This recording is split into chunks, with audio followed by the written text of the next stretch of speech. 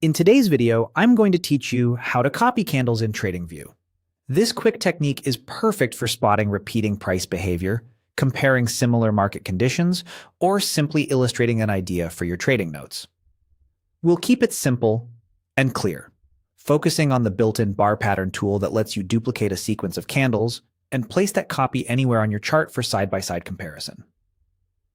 Start by opening any chart and time frame you like in TradingView. On the left-hand toolbar, look for the long position icon.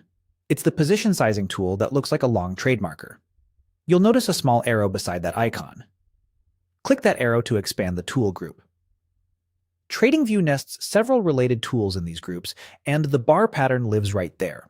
From the expanded list, select Bar Pattern. Once it's active, your cursor will be ready to define the candle segment you want to copy. Move your cursor over the chart and click on the area you want to copy.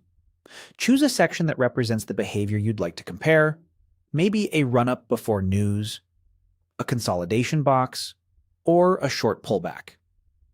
If precision matters, zoom in a bit first, so your selection starts exactly where you want.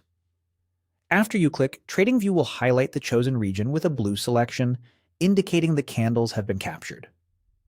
If you clicked in the wrong spot, don't worry.